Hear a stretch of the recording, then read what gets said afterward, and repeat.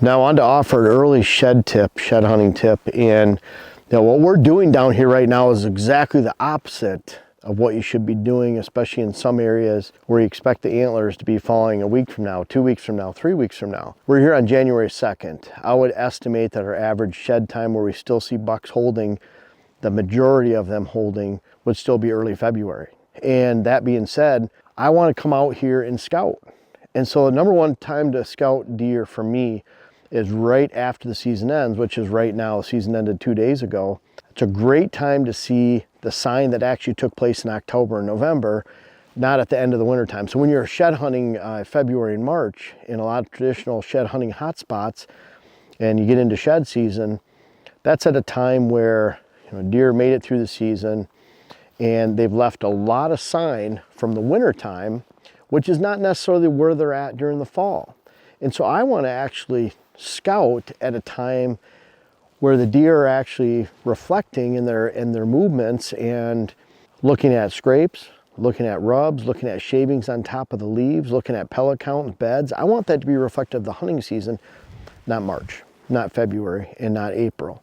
So we want to get out here right now and look around, but at some point we need to pull back. And that's usually when I'll go into areas where I'm going to make bedding areas where I expect there not to be deer there right during the winter time, so we're pushing them out. Because something that you have to consider if you're going to find antlers on your property or in an area where you're at, you can't start looking too early. You want to look just in time so you're hitting that sweet spot when the antlers are coming down. So I'm looking out here right now. I want to come out here and I want to look for sign. I want to look for locations where we need to move stands, adjust access, look at rub scrapes. We just looked at a stand location. We call it lost track to water hole, and I want to make an adjustment there. I want to move it. And it's because of the sign that we're seeing right now and how they go around that location. It's just an area where the deer don't need to go. And we're finding that out over the last couple of years. It's just out of the wheelhouse of movement. It's right next to the wheelhouse of movement, so we need to relocate. However, if I want to find antlers in these locations, and I'm using this location in particular because Barry has dropped his antlers behind me within 150 yards 2 years in a row, right by each other, 70 yards apart. And so I want to make sure that if Barry's going to drop his sheds out here, or a buck like him, then I don't want to spook him off prematurely. We're out here scouting right now, and eventually we'll lay off this location. We're not going to be out here all the time. We're doing a lot of scouting right now over the next week. And then I lay off and I let those bucks, I let those deer settle back into these areas. We have food. We have food standing down here. We have some good brassicas. You can see deer tracks around here. You can see where they've been foraging on brassicas in a location like this. So they've been down in this field. We have food here. We have a lot of food. It's just a small hunting plot. We have food everywhere up top. So I'm going to allow these deer to settle back down, give them at least 3 or 4 weeks of forgiveness where we can say, hey, these antlers might start dropping mid-February. I want to be out of here middle of January, and then let the property heal. Let the deer become familiar with the property and not getting spooked off so they can drop their antlers, if that's what you care about. And then we'll come back in here end of February and look for antlers. We'll give a good month, let these bucks settle down, because when we're in here right now, snow on the ground right after the hunting season, we're pushing a lot of deer. We're spooking a lot of deer.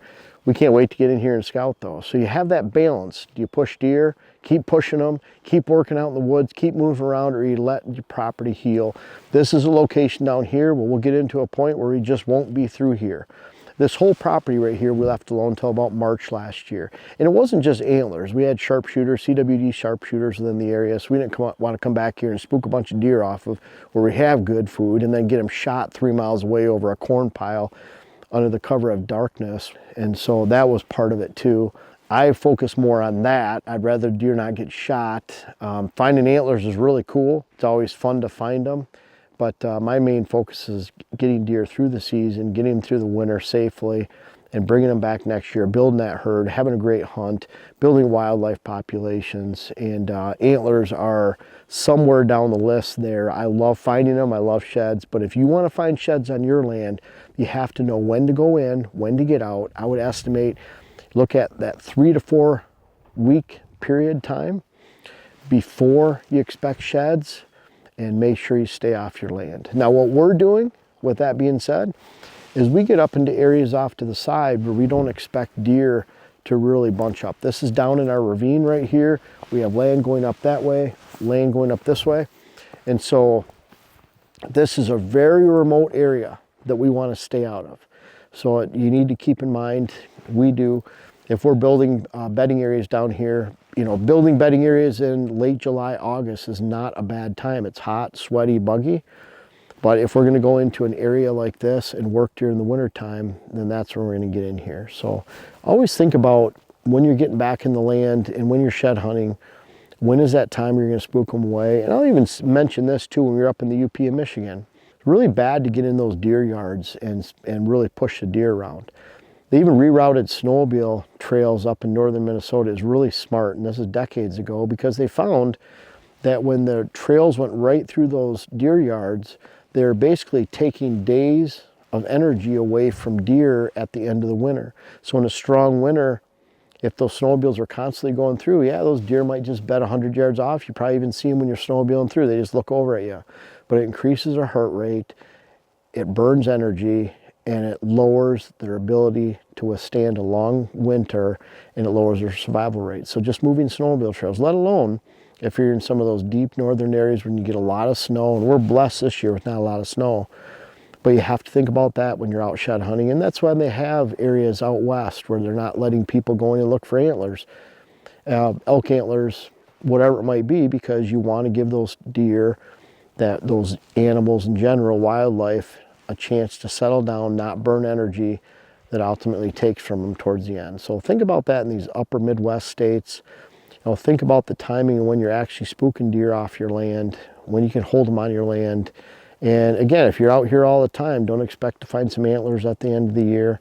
And of course, in the case with us where we have CWD sharpshooters in the area during the winter time, putting big corn piles out, then you don't have to worry about that anymore. So enjoy shed season, be realistic with your goals, and when you're out on the property, maybe if you like doing work, put it off to the side a little bit, and use your head a little bit when you're spooking deer potentially off your land as it relates to the timing of when you want to find those sheds. So we'll talk about that right now, and you can bet in a couple months we'll hit some really nice shed hunting topics and where to look for them. But for right now, it's all about timing and making sure those deer are on your land if you want them to stay on your land when they drop their antlers this winter. Now, I appreciate you guys watching the YouTube channel, but I don't know if everyone knows everything that we have to offer, whether it's on whitetailhabitatsolutions.com, our website, our WHS Wildlife Blends, our seed company. Also Instagram you can check out. I'm very active on Instagram, putting strategies on there, photos of what we do every day. Much more active there than Facebook. But our seed, web classes, books, clients, articles. I have over 600 articles on whitetailhabitatsolutions.com, everything whitetail strategy. Of course, we have hats on there, and then make sure to check us out on Instagram again. But lots of stuff to offer. We're always coming out with new things, and this isn't the end of it. We have more things coming soon. Make sure to check us out.